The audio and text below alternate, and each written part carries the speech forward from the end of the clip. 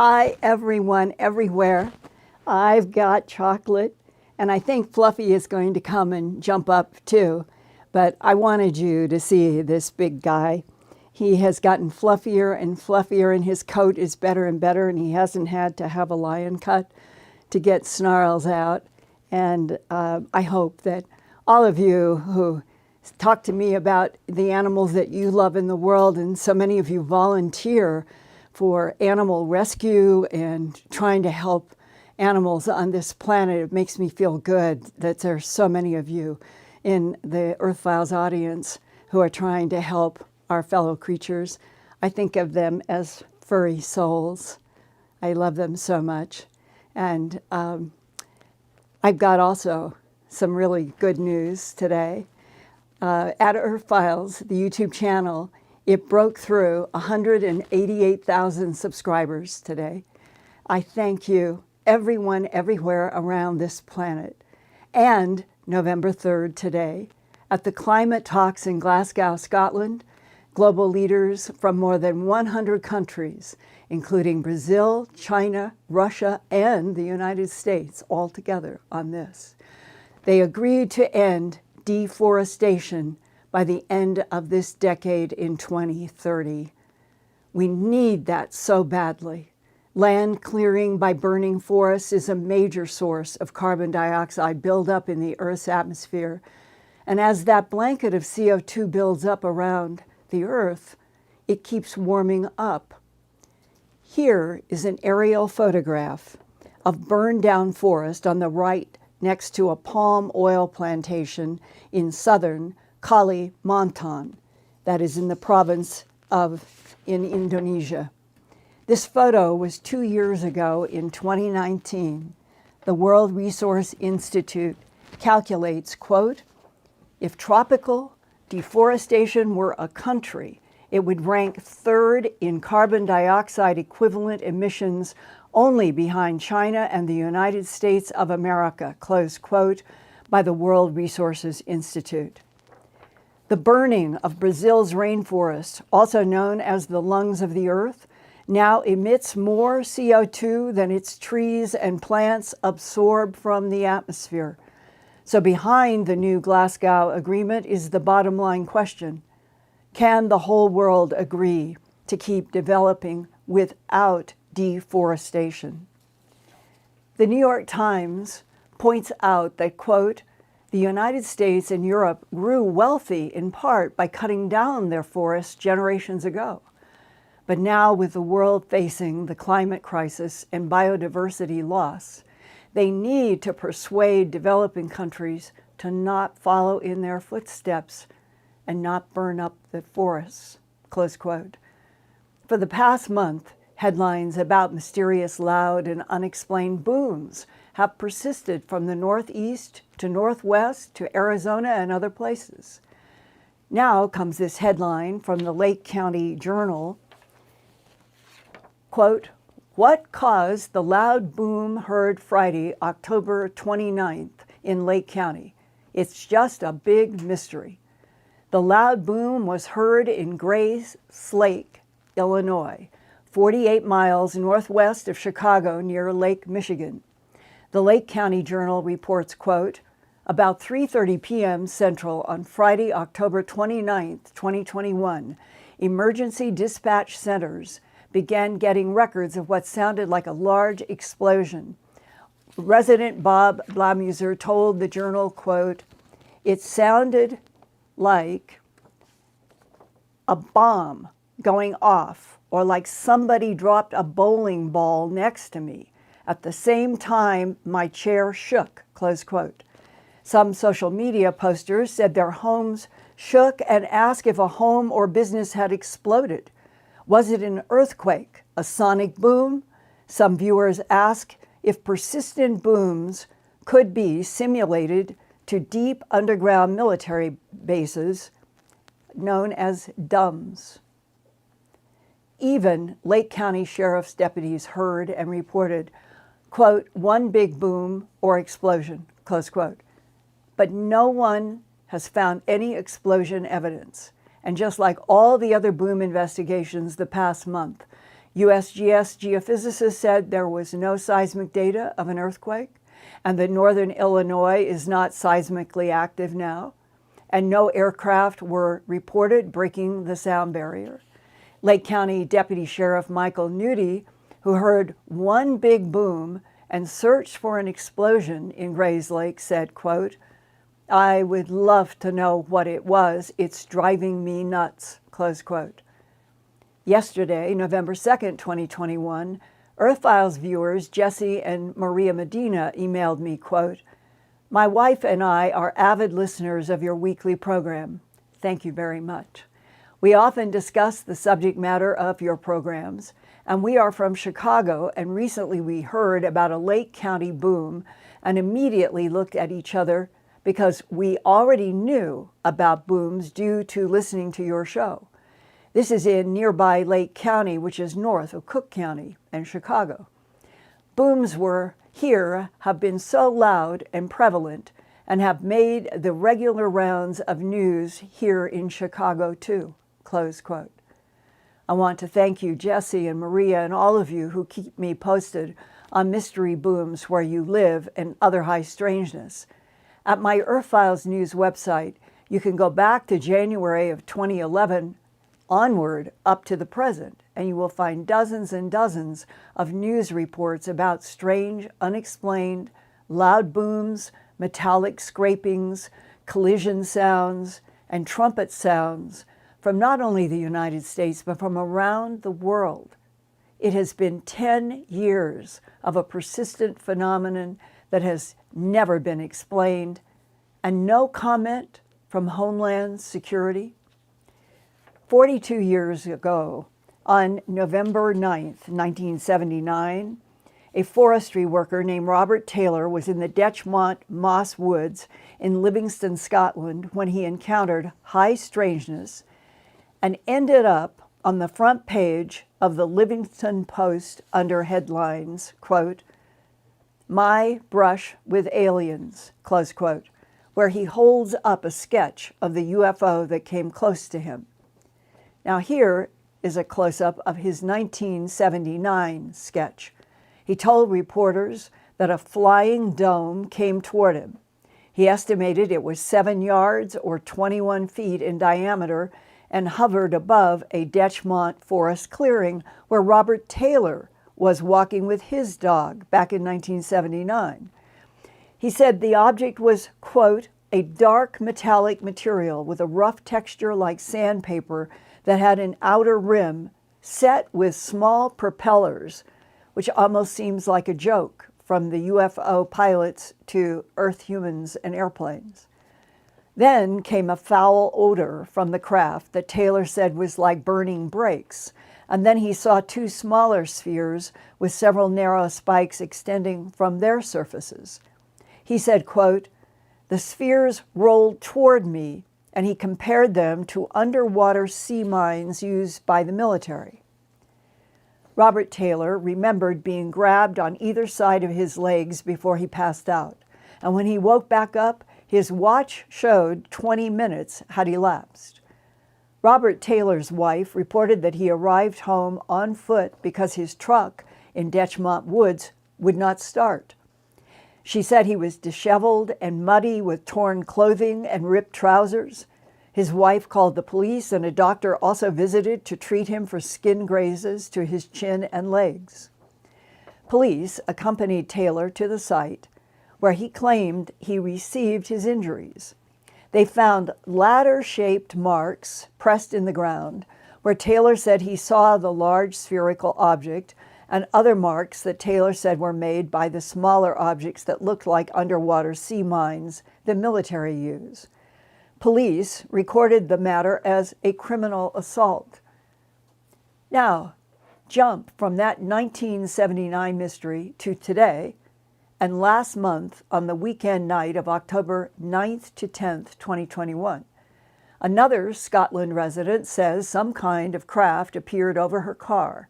64-year-old Trish Blair, who has described seeing many UFOs in her life, led a documentary crew from a Dutch TV company out to the Robert Taylor Detchmont Forest site for a night watch. looking for UFOs and things that move in the dark. I talked to her by phone this week, and she told me that she left her dash cam camera on during the night watch, aimed up to the sky from her car. Nothing dramatic happened during the night watch itself, but when she got home, she looked at her car's dash cam recording. And the following is a short segment that was in darkness, suddenly comes to light, and a strange infrared image in green that we have looped 6 times for you to see.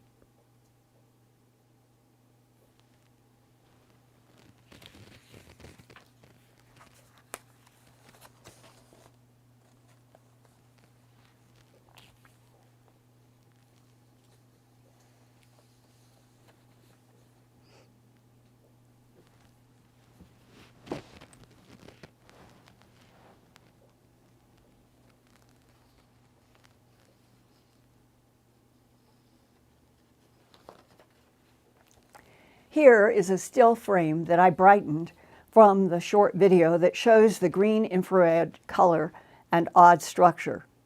Trish Blair lives in Edinburgh, Scotland, and came to the Detchmont Woods to connect the Dutch TV crew to the historic sites linked to Robert Taylor and the UFOs he had encountered. Ironically, no one saw a craft during the night watch, but Trish reports they did encounter an odd camphor smell. Remember, Robert Taylor said that it smelled like burning brakes when he was approached by those 3 UFOs. And it was only when Trish Blair returned to her home and watched her dash cam video with the TV crew that she discovered the surprising green frames. She said, quote, "I knew straight away it was the underneath of a craft you are looking up into. The door is underneath there. The door would open and take whatever into the craft," close quote. I told Trish that I have seen hundreds of alleged UFO images and have never seen such a structure on the bottom of any of them. Usually, all craft are sort of smooth on the bottom unless it's the big triangles like the Belgium ones with lights at 3 corners. But I have never seen such a structure as this one on the bottom of other UFO craft. Trish says that she personally has seen such craft with these bottom structures before and speculates that the UFO was invisible and was observing the TV crew's night watch, and her dash cam happened to catch this moment of light from something that was set off while the crew and she were getting ready to go to her house. Now, recently, I received an email that read, quote, "Hello, Linda. I have been listening for years to you since your days of reporting with Art Bell. May he rest in peace. I live in the Pacific Northwest in an apartment in town, not out in the countryside. Something visited me the morning of March 14th to 15th, 2021, this year. It stood in my bedroom doorway and watched me for hours throughout the night. Then, a few days later, a small gray appeared along with some latent memories, meaning some latent memories came into his mind related to both of these events. I would like help researching this if possible, but I don't feel comfortable calling into broadcasts. I have had a military career and want to remain anonymous. If possible, I would like to talk with you or someone about what has happened, and perhaps you can recommend who could help me." I contacted him and asked to see his DD-214 military service record. He has served in the U.S. Army in several different missions, including as a sniper with a top secret clearance in Iraq. He also received many Army awards and commendations. His military assignments required various non-disclosure agreements, most of which have expired by now. But I promised him complete anonymity and only using the name John Doe. I have also altered the frequency of his voice after he gave me permission to record his extraordinary experiences that occurred 7 months ago in March 14 to 15 of 2021. Now he thinks that when he was a child, he had lots of nosebleeds, missing time, received telepathic thoughts from something that he could not see, and that what has happened at age 55 now in 2021 is directly connected to his strange youth. Here now is voice-altered John Doe, to be listened to more than watched, like my radio broadcasts with Art Bell in the 1990s. Waking up in bed from a sound sleep, immediately saw something standing in my doorway, filled half the doorway. I had to tilt my head up to look down at it, down towards my feet. My feet are facing the door. The door is about 10 feet away from my pillow. Whatever that is, it's about 3.5 feet, 4 feet tall, and it's got a huge head. Its head is much larger than it should be for its body. Its arms and legs are small and skinny, smaller than it should be for something with a head that large. It had eyes that were bigger than they should be for that head. They were squarish with rounded off corners. I couldn't physically move. I couldn't move my arms, my legs, my body, but I could lift my head and look down. My eyes could move down and my head could move slightly upward, only slightly. And I stared. What the fuck is that? What is it doing in my bedroom? I was startled, but I wasn't frightened, and I didn't know why. I should be terrified. Someone's in my house, have an intruder. But I was calm, and I just fell back asleep. I was slightly happy, which was odd, really odd that I felt slightly happy seeing the thing, but being totally confused. And I noticed the light around it was very dark, very dim. It was only lit up by some LEDs off the router, just a few feet off to the right. My home's router is on the table not far. It's got 5 lights that blink on and off. When your eyes adjust to nighttime, when you're trying to go to sleep, eventually your eyes will be able to see shadows and colors or a bit of light. I could see the light behind it, and I could see the light reflecting off its left side, the right side as I could see it, and that's how I could tell the first time I could see the eye, and I could see the body shape. I woke up again a few hours later because it was much lighter. I could tell there was light coming in from mountains in the distance at 4 or 5 in the morning. I'm on the 3rd floor of an apartment building. Even with curtains closed, quite a bit of light comes in. I could see more details. I could see both eyes. I could see both arms and legs and light behind him clearly, or her. I don't know if it was a him or her or neither. But it had sort of a golden glow, dim, sort of like, it was hard to describe the color. It was gold and earth red, like maybe a reddish brown reflection and gold that was coming from the sunlight that was coming in off the balcony window. And then I looked at it and I smiled. I could lift my head a bit more this time, and it was still in the doorway. And I knew by the amount of light behind it that some amount of time had passed since it first appeared. And you mean it's still there in the same exact position in the doorway, exactly like it had been the first time you woke up? Like it hadn't moved. Why aren't I terrified? Why aren't I yelling? I have a pistol in a safe under my bed. Why didn't I jump up like a soldier should do and go get my pistol and defend my home? Why did I feel happy that I could see the thing there and just look at it? I could tell it was looking at me, but I couldn't see any movement at all.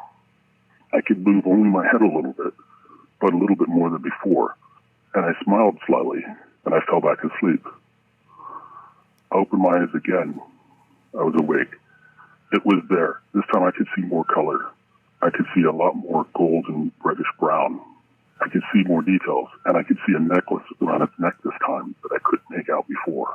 This thing had large stones, or what appeared to me had large shapes around it. Unusually large for any human wearing a necklace, what looked like 2 or 3 inch long stones on its necklace around its neck. I looked up at it. I saw it again. It hadn't moved. I hadn't moved. But for some reason, I wasn't upset or shocked. I was happy. I raised my right arm slightly, and I pointed at it. And as I pointed at it, the necklace lit up on its left shoulder, the right side as I could see it, bright pink, 1 stone. And I pointed to the next stone, and I pointed to the 4th one, lit up bright pink, and there was a stone in the middle hanging down center. and it was a little slightly larger than the others, and it lit up. And on my finger went around the other side of the chest, and the other three stones lit up, and I smiled. The stones lit up, not super bright, but bright enough to see that they were stones of some sort. And you're saying that you were seeing each of these 3 to 4 inch long stones light up pink as you looked at each one, like your consciousness is interacting with this being, and the being is somehow reacting to your attention and consciousness by having each of these stones light up. Yes. And I thought about it the next day. I didn't sleep for a couple days afterwards. And I thought, was I making those stones light up? Because as my finger pointed at each stone in succession, they each lit up brightly around its neck. The creature or being or whatever it was didn't move, but its necklace lit up, and each stone lit up as my finger would point to it. It appeared to be 2 to 3 inch long stones, not quite oval, but with little points on the ends. Mm-hmm. The one down in the center was slightly larger than the others. And it sounds like that the necklace itself, as it appeared to you, is actually some kind of technology. Yeah, I do remember that I didn't see anything connecting the stones. I saw each individual stone there, and there should have been, like, in human terms, we would have a gold chain or a silver chain or something holding them all together. And they were in that shape, as in a choker or a chain would have something suspended with stones in it. But these were just stones that were there. The only thing I can think of is relating to a vivid dream I had within 2 weeks later, where it looked like I was standing right next to the creature, and I could look down and see that it might have been wearing a suit that had a deep purplish color beneath the other colors. And I was actually a few inches away from it at this point. This is within 2 weeks. I had this vivid dream that this thing was 2 to 3 inches away from my chest, and I was looking down at its head, and I could see deep purple in these shapes. This thing was covered in this hexagonal shape, like shape of a beehive, and it almost looked like a fabric. Do you mean that you, in the dream, you're very close to the being that you saw from a distance in the 3 times you woke up, but now it's later on and you're having what you think is a vivid dream? What exactly are you seeing that has, like we would think of bees, six-sided? Six-sided. It looked like a fabric where each panel of the fabric had 6 sides and it was sewn together. So the hexagonal shapes on this thing's outfit or this thing's skin, I don't know if it was an outfit or skin, but thinking if that stone necklace didn't have anything connecting it, maybe these stones were attached to whatever it was wearing. But these shapes, the edges of the 6 sides of the shape stuck up slightly all over it. In the dream, now closer, you are about 6 feet tall. Yep. And you are looking down at some kind of a being that is about 4 feet, so 2 feet below you. Are you saying now that you could see over the surface of the head, the face, what would be hexagons like beeswax? Yes, I said beeswax to give the idea of 6-sided shape. It didn't look waxy. It looked more like a cross between a cloth and metallic fiber, and it had a goldish, purplish hue up close. But I don't remember that from the first 3 times I woke up. I was in bed the entire time. It never moved from the doorway, and I never moved from the bed. This is within 2 weeks I had this waking dream. It's probably a foot and a half below my face. And I'm looking down. I can see the top of its head and the front of its face. And I can see the round, nearly black eyes, but not quite black. They might not have been eyes. Looking that close at it, that could have been a helmet, but those eyes were huge, covered most of the face, the frontal part of what would be the head. They were squared off with rounded edges. Is it fair to say that this being may have had skin or a covering that was a solid pattern, like a beehive of 6-sided patterns? Yes, it was definitely a 6-sided pattern on this thing up close. But when I was lying in bed, I couldn't see that detail. Mm-hmm. And did you get any telepathic communication in which you either get movies in your mind's eye, or you get images, or you get symbols? No. The next day, I couldn't sleep for 2 days. I was trying to think of, did I hear anything? Was I told anything? Is there any communication? And I was dumbstruck. There was nothing. I couldn't recall. I couldn't think of anything. All I could remember is the being itself. 4 days later, there was a gray in my bedroom up on the wall. Now, what do you mean a few days later there was a gray on your wall? 3 or 4 days later, a similar occurrence where I wake up in the night, a bit startled but not frightened. I tilt my head to my right, up near the ceiling, but on the side wall was your typical gray with narrow slanted eyes. And it turned its head to the right. It was on its hands and knees, but on a sidewall, which sort of freaked me out because it's not gravitationally possible for gray to be up there. Do you mean that you are looking up at the ceiling and that you are seeing some kind of a thin gray creature with the idea that maybe it has suction cups on its fingers or hands and is holding itself up on the ceiling? I couldn't tell you. It didn't look like it was hanging by its hands and knees. It looked like gravity didn't affect it. I've jumped from aircraft. I've climbed up and down mountainsides. This wasn't suspended by its hands. It was just sitting there on its hands and knees. At the ceiling, as if no gravity was affecting it. Yes, on the sidewall, not the ceiling, but at the ceiling level, meaning its left shoulder was nearly touching the ceiling. Its head was only inches from the ceiling. But it was crouched on my sidewall above my head, which is probably 2.5, 3 feet to my right, but above me.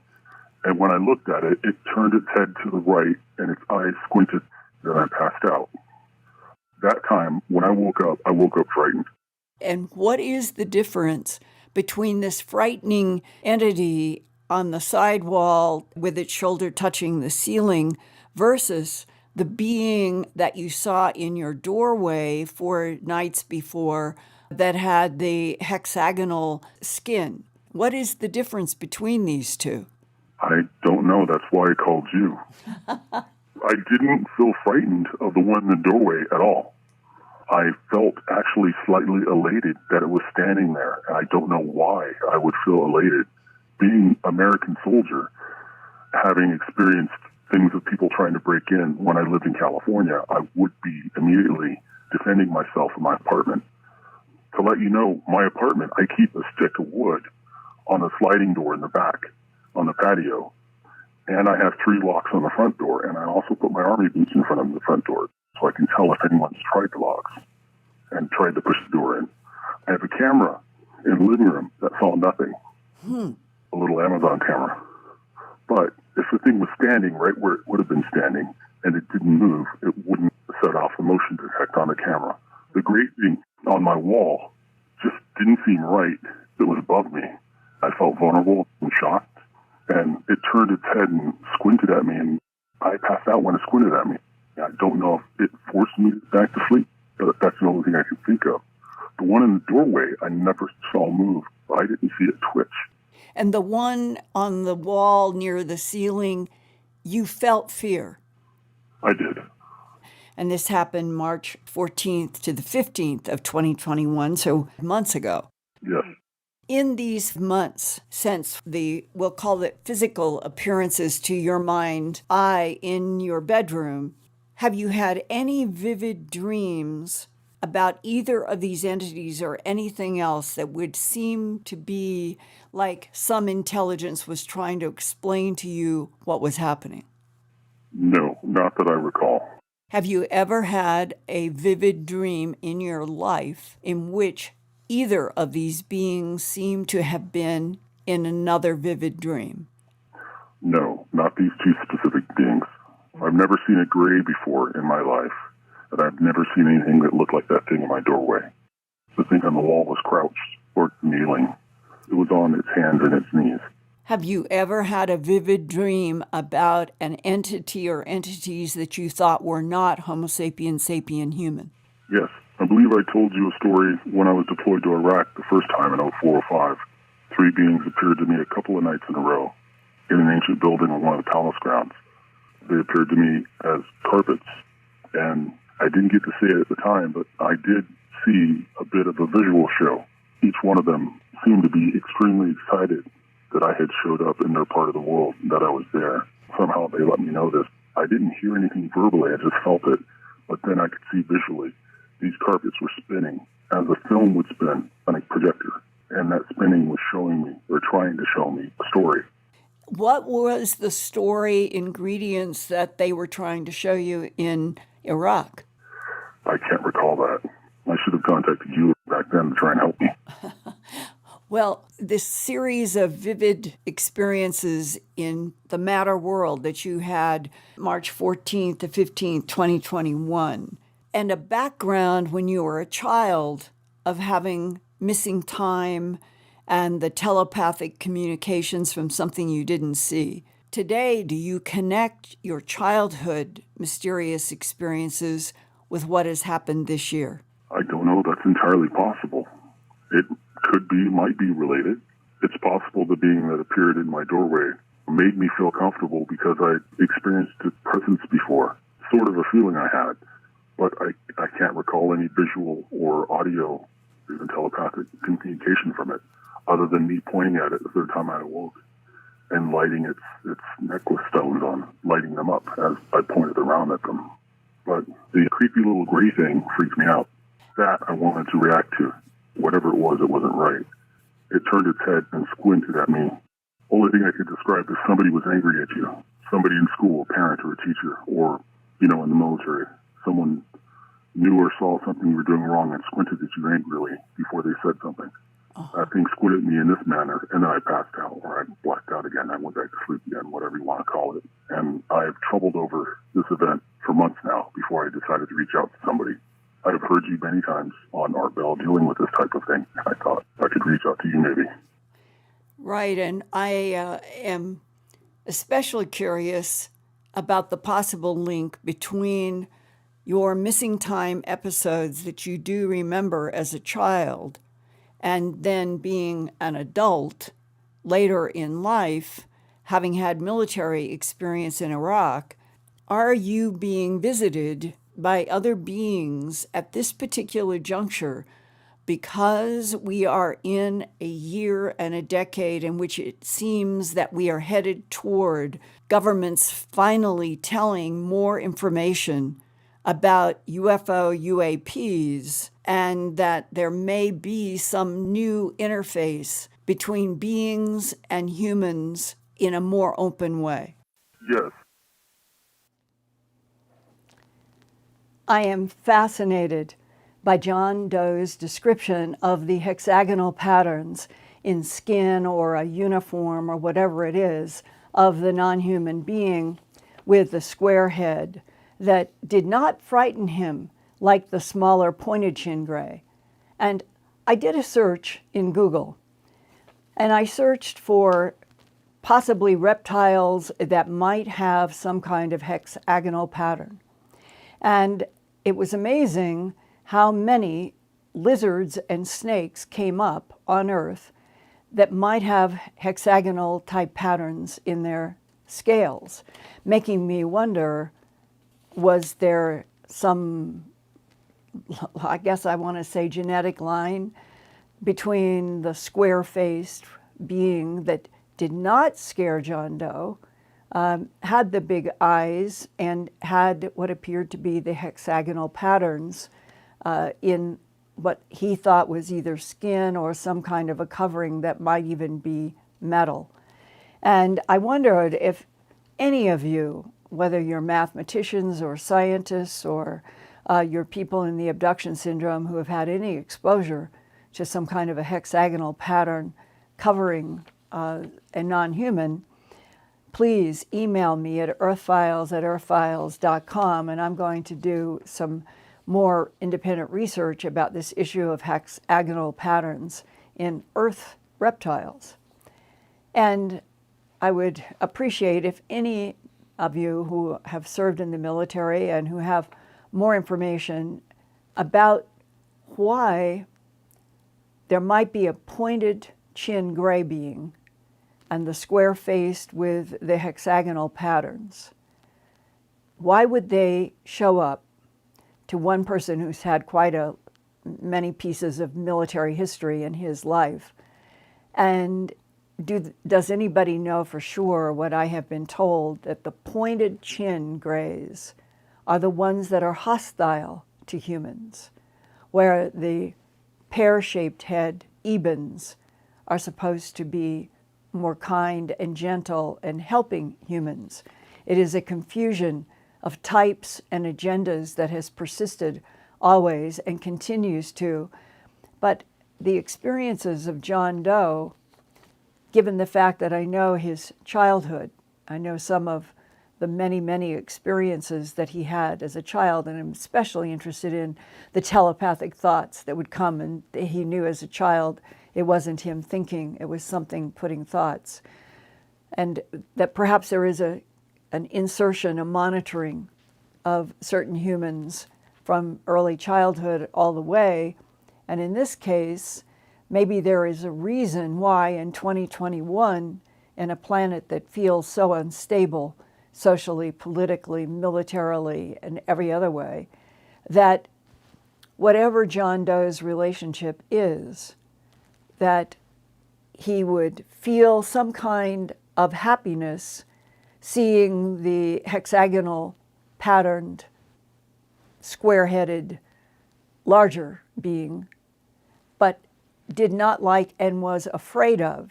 Here's a man who's had all kinds of highly classified and dangerous sniper work, but he was feeling real fear in the presence of the strange pointed chin, gray, that seemed to be suspended up with one of its shoulders touching the ceiling, as he said, as if it was in a zone of neutralized gravity or something that might have been produced by a technology.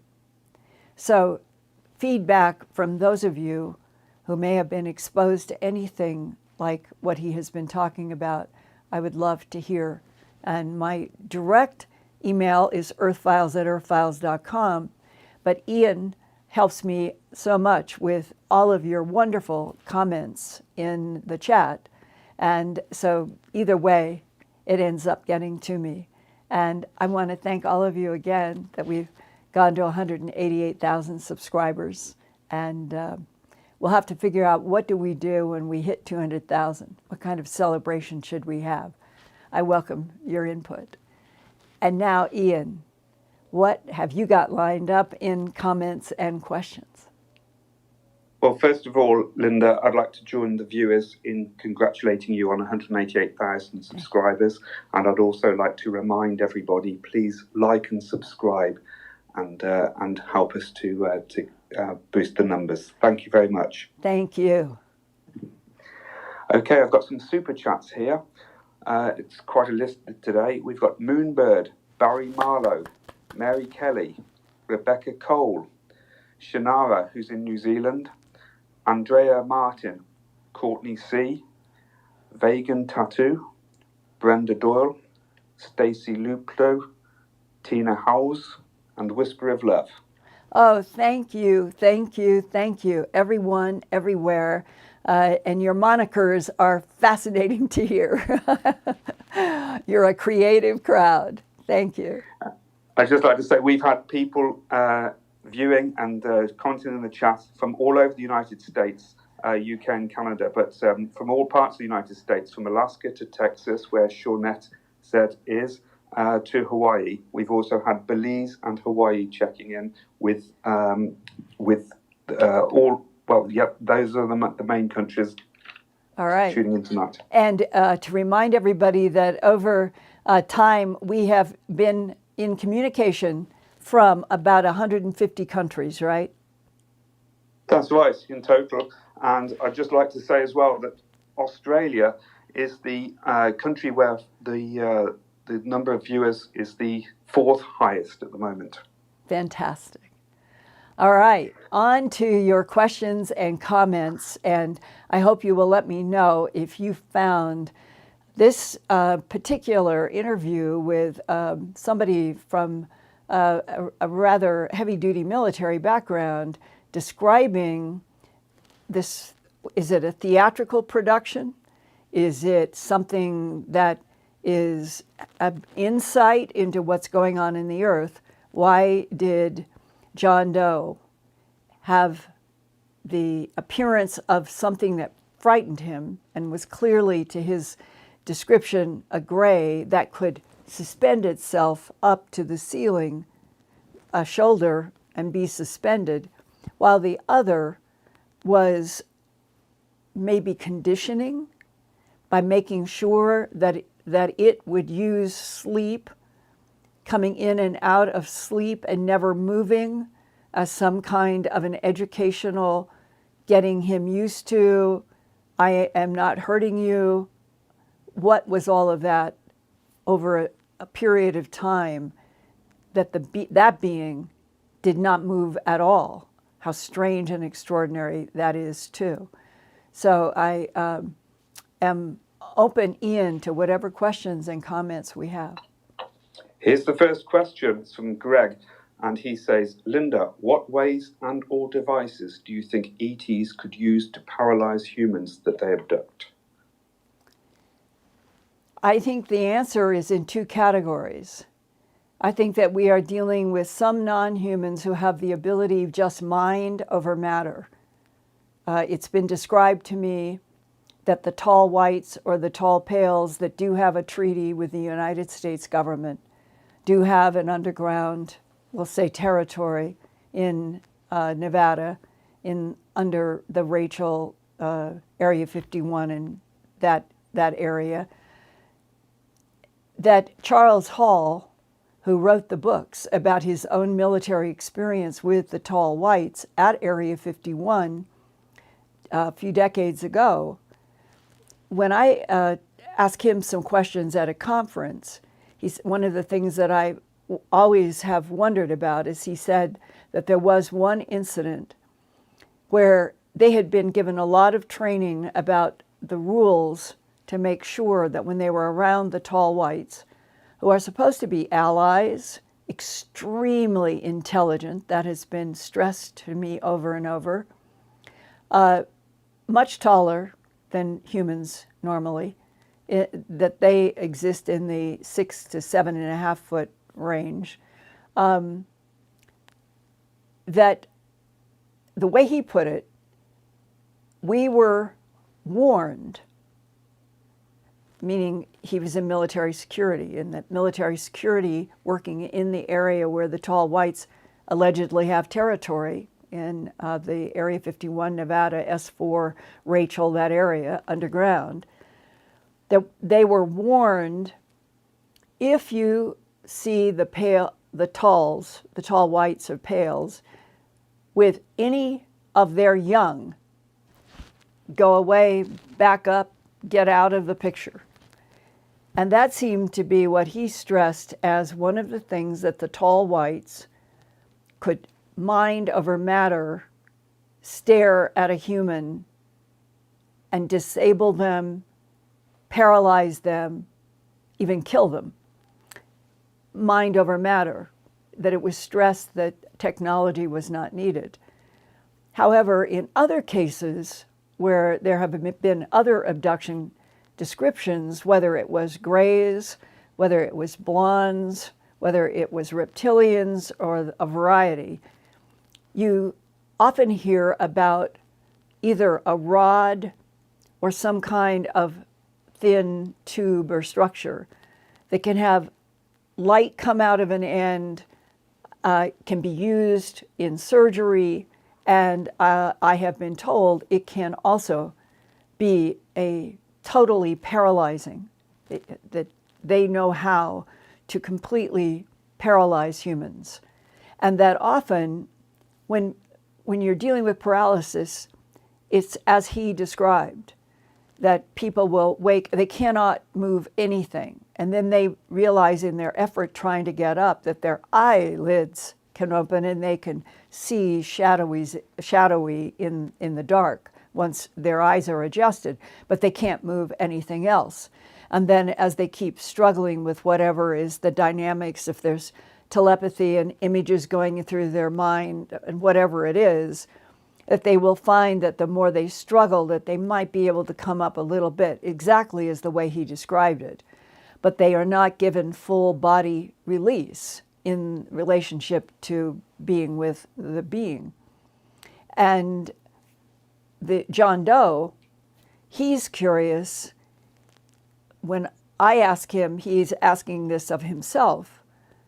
Could it be that his childhood, he had either bleed through memories from another life, could be one interpretation, or that he was a hybrid or was in a genetic program and came into a particular human family situation in which the non-humans kept in touch through images in dreams, through a variety of childhood issues that he had, which included missing time. And it included, he said, that even when he was in military duty, that he would have missing time.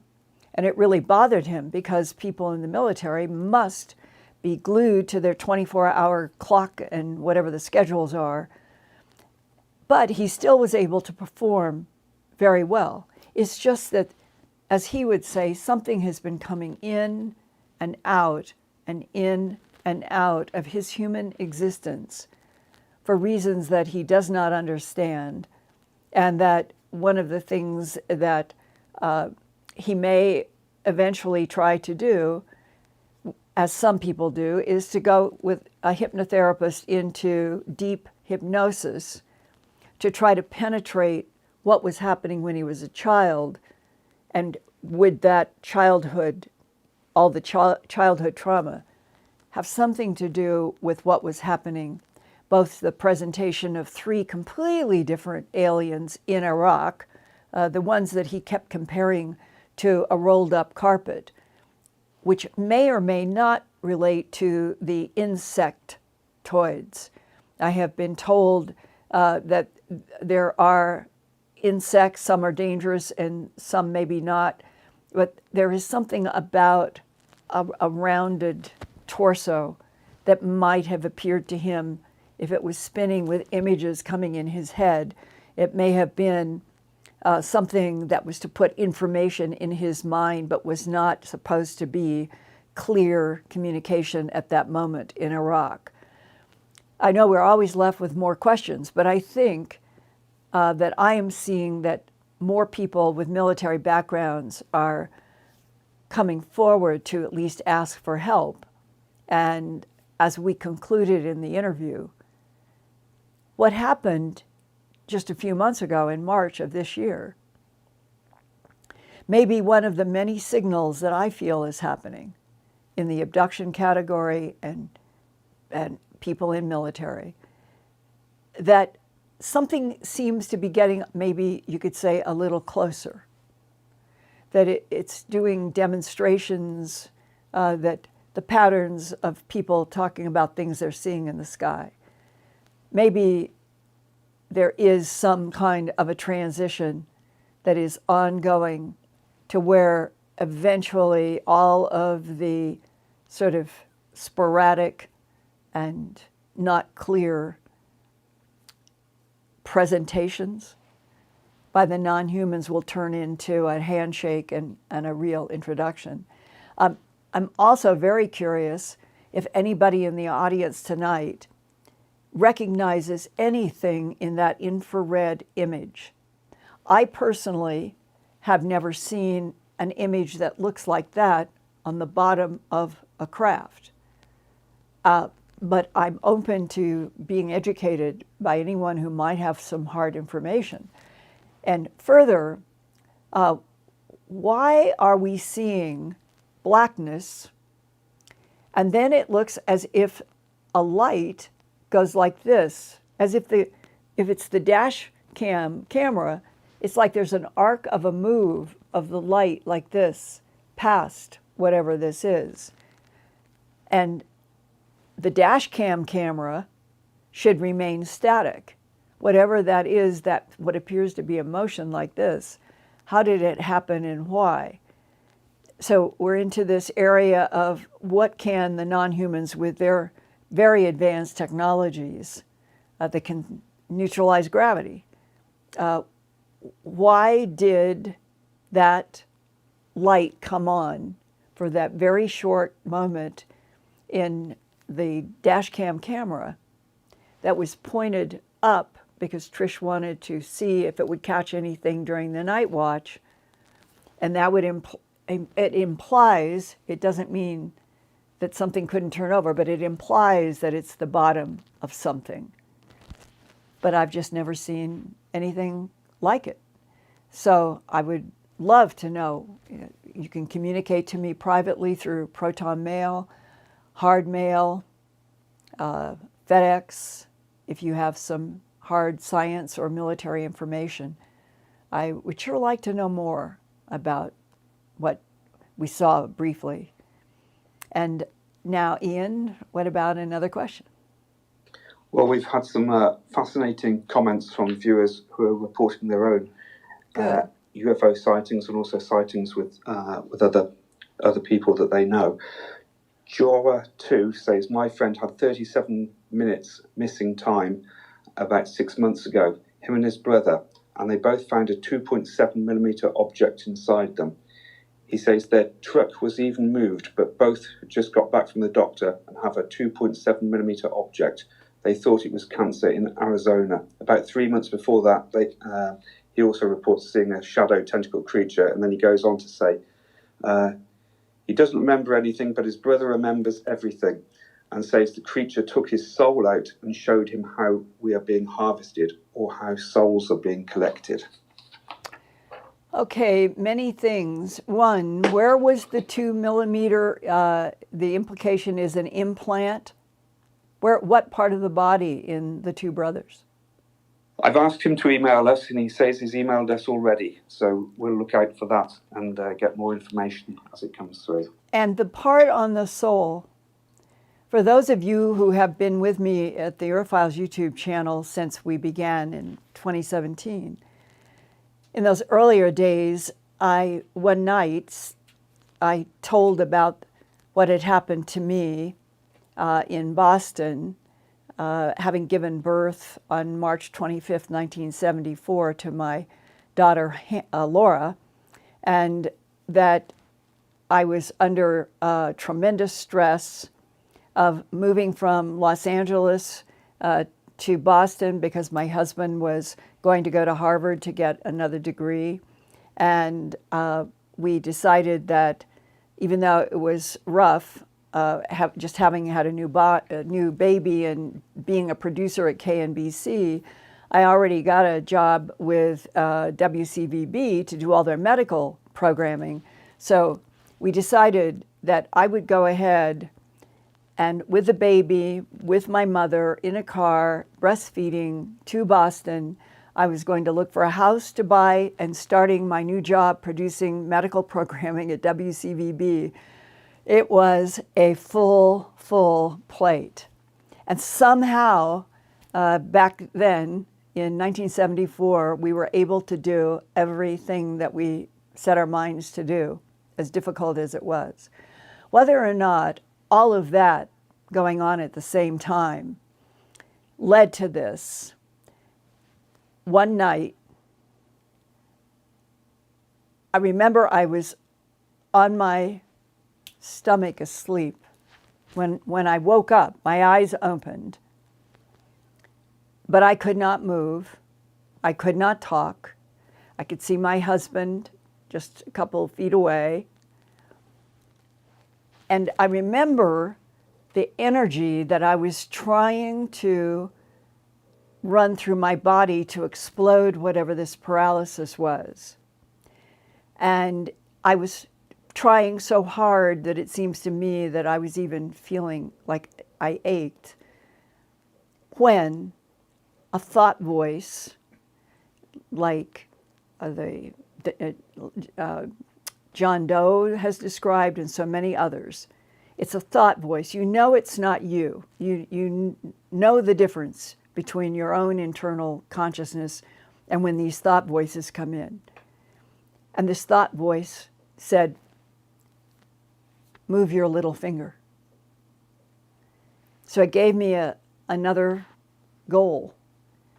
I could see my hand vaguely, and I could see my little finger, and I started concentrating with every ounce of energy I could bring, and it suddenly moved, maybe a quarter of an inch. But when it moved a quarter of an inch, it was like I had been bound up in some kind of straitjacket, meaning that something that would be tight.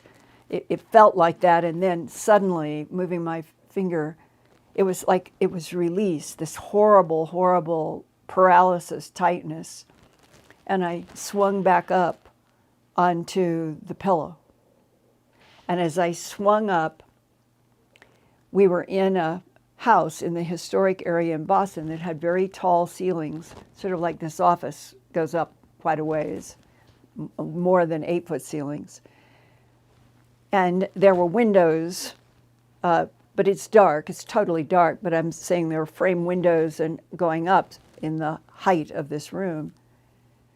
And the door coming into the room, which was about 10 feet from me, 8 or 10 feet, it was bigger because they built bigger rooms in those old historical houses in Boston.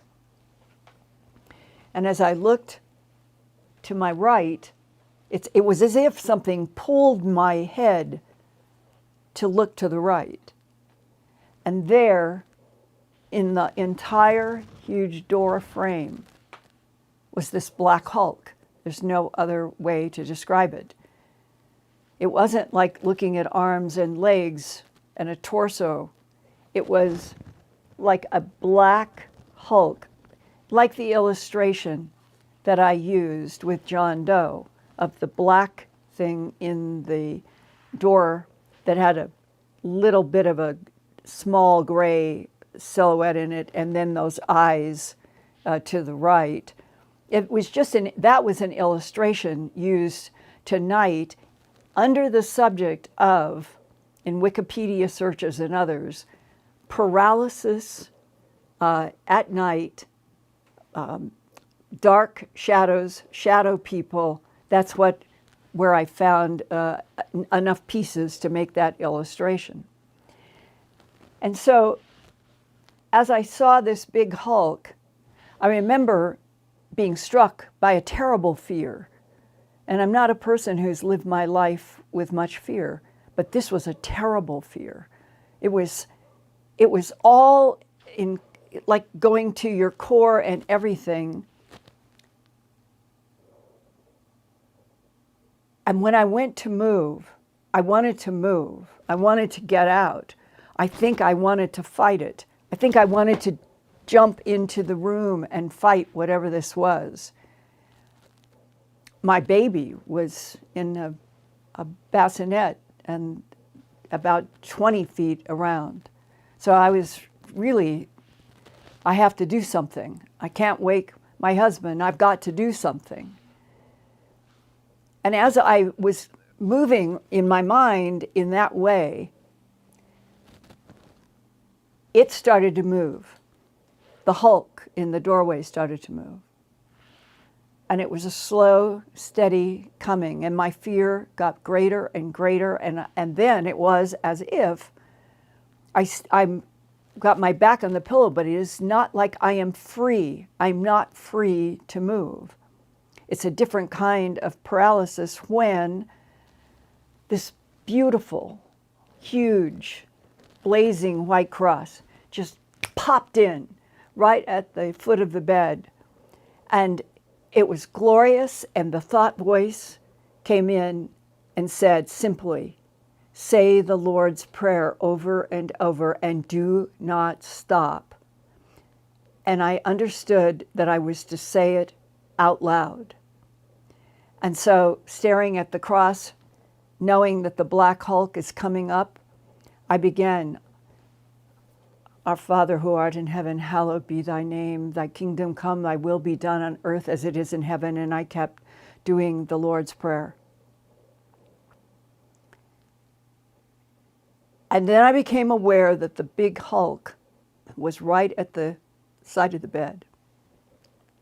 It had gotten all the way.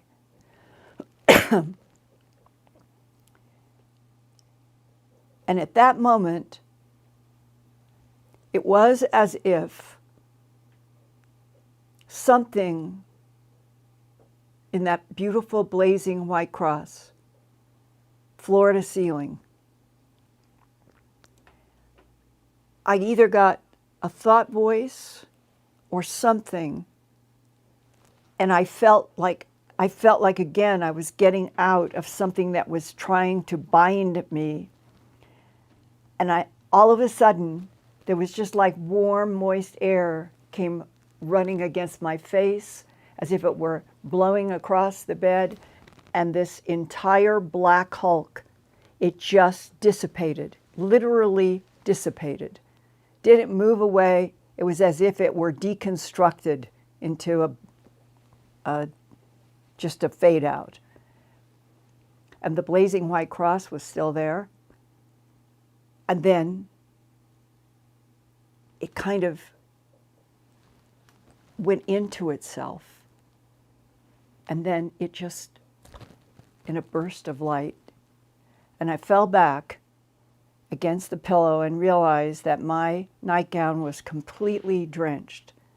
I didn't know that I was perspiring, but I was completely drenched and had that feeling when it's cold and you go back against a pillow. And it was in October, it was fall. And when my back hit the pillow and the black hulk is gone and the blazing white cross has just kind of folded on itself, the third thought voice came. I wrote it down. I have it in a notebook. God won. You will never have to fight for your soul ever again. And after that,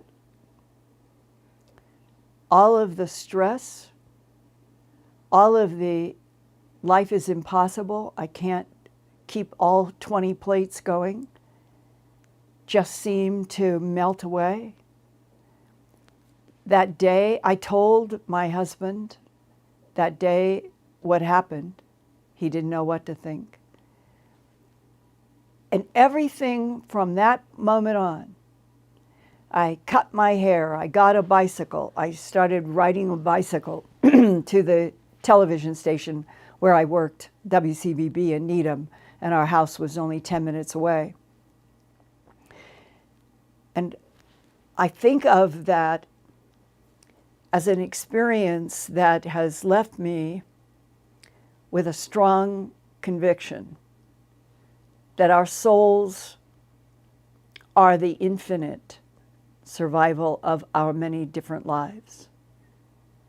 And that even if you hear words, as Ian was reading, that there could be an alien goal, not everyone for sure, but there might be some who look at Homo sapiens sapien, this baby species that ends up with very strong souls that will recycle through infinity. And they want them. But I am convinced, I really am convinced, and I've just given you my own personal experience why. If you stay in touch with that inner, I think of it as my soul, and your life, when things are rough, you connect to it. It has a certain energy. I know what it feels like. And it will pull you through so many things, just like what happened in Boston. And I say these words to you tonight, even though it is a repeat of something that I told you back 3 or 4 years ago. I think it's important. A lot of people are seemingly pushing frightening scenarios with maybe to sell something about the idea that the non-human world out here in this universe wants our souls, some might, and that they have the ability to take our souls. That probably is implied by my own experience. God won. You will never have to fight for your soul again. But I was always left with a feeling, and feel it even stronger today. If you can connect to what you feel is your soul core, you will never, never have to worry about any of these scenarios. And that part of maybe where we're headed, we've got to meet, we've got to be introduced to, we've got to see the non-humans that are out at Procyon A and B and Sirius and Aldebaran and on and on and on. This universe is full of consciousness, and we need to see it so that it becomes more of part of Earth that humans can begin to relate to. And then we might find that we will know allies, and that they will be strong allies, and that the entire universe, just like Earth, is not necessarily good, not necessarily all bad, some neutral, that Lynn Buchanan remote viewing, a bell-shaped curve of agendas. But because we are such babies, and we are, Homo sapiens sapien, Cro-Magnon Homo sapiens sapien has only been in the crossfade with Neanderthalensis about 45,000 years ago. I think that there were civilizations from other star systems on this planet. The Anunnaki, I think, were inhabiting like 800,000 to a million years ago or more on the Earth, and that Defense Intelligence Agency analyst that I've shared pieces of content with you guys in December of 1999 said that our government of the United States had proof that 3 competing extraterrestrial civilizations had been manipulating genetic material on this planet, harvesting minerals, a whole lot of things for at least 270 million years.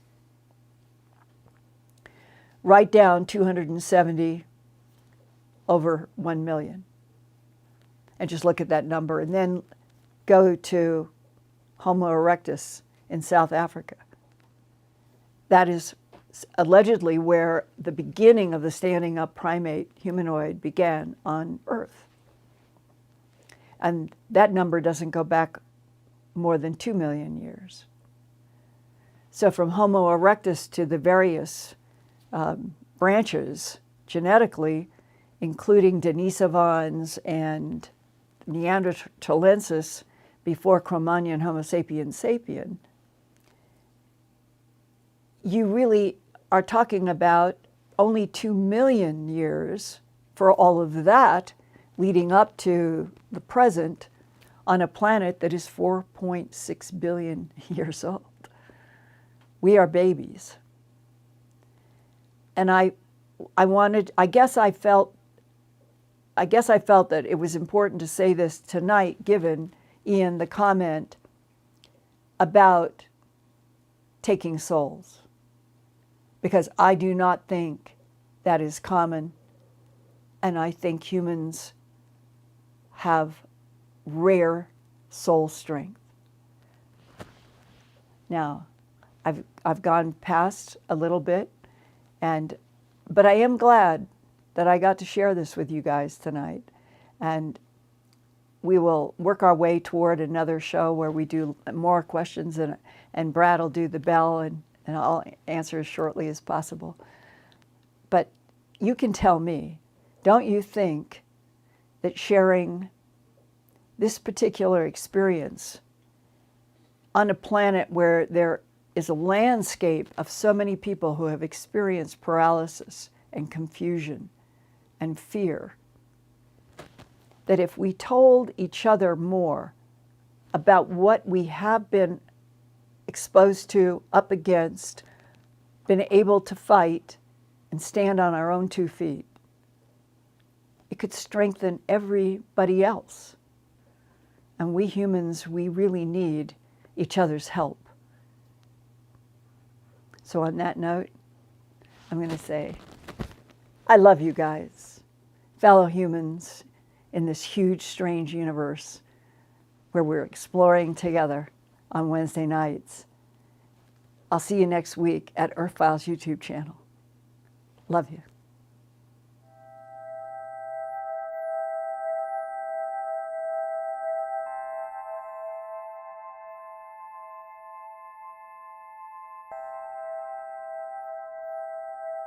Turn on closed captions for YouTube videos by clicking the white CC button on the lower right.